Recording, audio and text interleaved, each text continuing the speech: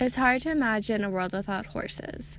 From ancient myths, such as the Trojan horse, to knights in shining armor, riding on their trusty steeds, to cowboys and Native Americans riding across the Great Plains, to lavish hats and mint julep cups during the Kentucky Derby, horses have become a mainstay of popular culture.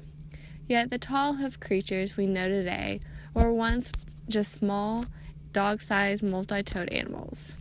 So how do we go from a terrier-sized creature to what we know today? The answer lies in evolution. Multiple factors played as selection pressures as the horse gradually, over the course of millions of years, evolved into what we love and recognize today as the modern equus. The Hyracotherium lived during the Eocene epoch, around 55 million years ago, and was the size of a small dog. This small body size was well suited for the subtropical climate, which allowed the Hyracotherium to hide from predators such as the Oxyana, a hyena-like organism.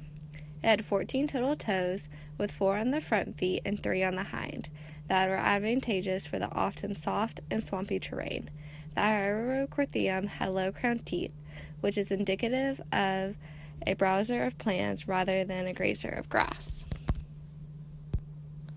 The Orohippus lived around 50 million years ago. It was slightly larger than its ancestors, but was still small and slender. It had 4 padded toes on the front feet and 3 on the back. It had small premolar teeth and more pronounced crest. This could be a response to the shift in climate that was allowing more grasses to grow. The Mesohippus lived during the Oligocene time period, about 33 million years ago, and was now Colorado, Nebraska. Unlike its ancestors that had 4 toes, the Mesohippus only had 3. The lateral toes were decreased, and the middle toe became more prominent. The toes had small padded hoof-like structures at the end, and it was slightly larger in size than its ancestor, and its body size was comparable to a large goat. The increased body size and loss of the 4th toe appears as the Oligocene climate cooled, removing the subtropical landscape and replacing it with more grassland. The Mesohippus, however, was a browser and not a grazer like its descendant, the modern horse. The Merseyhippus was the first true grazer in the horse lineage. It had longer legs to escape predators and travel long distance on the plains. Its teeth were long-crowned and had cement covering to protect against the silicon and harsh properties of grasses. The Merseyhippus had 3 toes, but the ligaments were stronger than its ancestors, and the central toe was larger and able to support their larger body mass. Fossils of the Merseyhippus reveal not only longer legs, but also a larger cranium, suggesting that they were more intelligent. The Dinohippus is the closest living ancestor of the modern horse. It was single-toed and grazed on the grasslands. Fossils show that its leg structure, called a stay apparatus, allowed it to stand for extended periods of time with minimal energy expenditure. Its teeth were slightly curved, a distinguishing feature from the straight-toothed modern equus, and it had large crowns, conducive for the rough grasses. Around 13,000 to 11,000 years ago, all modern horses in North America went extinct, presumably due to climate change or overhunting by humans. The horse species survived by being able to migrate to other continents on land bridges. Horses were not reintroduced into North America until the 15th and 16th century. Today, extant taxa of the horse include the Asian ass, African ass, and gravy zebra. Today, digital structures remain that link the modern horse to its ancestors. Horses were domesticated around 6,000 years ago, and today many different variations exist. Environmental factors such as climate change became a very influential part of horse evolution. One of the first horse ancestors discovered included Cypherhippus around 56 million years ago. During this time period, global temperatures were rising by approximately 10 degrees due to carbon dioxide release into the air and water. This environmental change caused the early horse to shrink from about 12 pounds to about 8.5 pounds. The changing levels of carbon dioxide across the globe caused most animals, and mammals specifically, to change in size.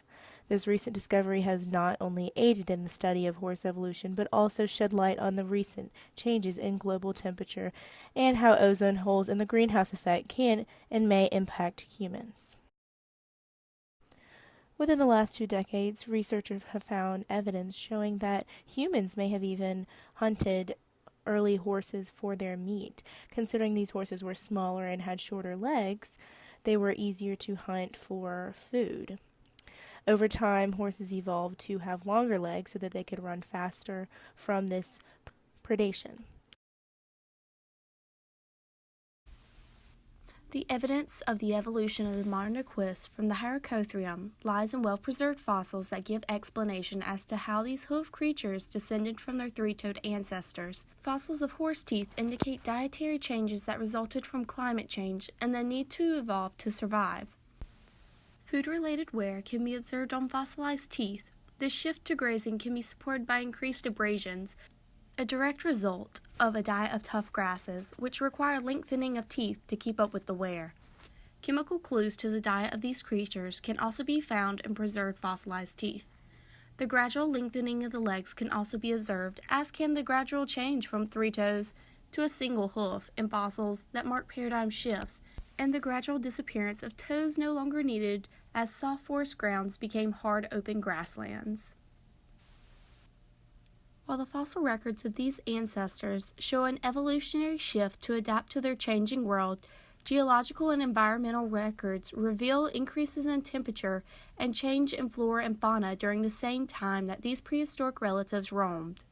This gives insight to what predators may have been present, such as the creodonts and mesonychids, ancestors to the modern-day lions, bears, and wolves. Preserved fossils of plants and carbon dioxide levels preserved in glaciers provide more insight into what conditions were like several million years ago. The evidence of evolution lies not only in the past but also the present. While there is an extensive collection of fossil evidence, the amount of genetic material left surviving in these relics leaves much to be desired. Despite being a new means of understanding evolutionary inheritance and development, mitochondrial DNA has been used to support recent findings of more modern ancestors of the equus.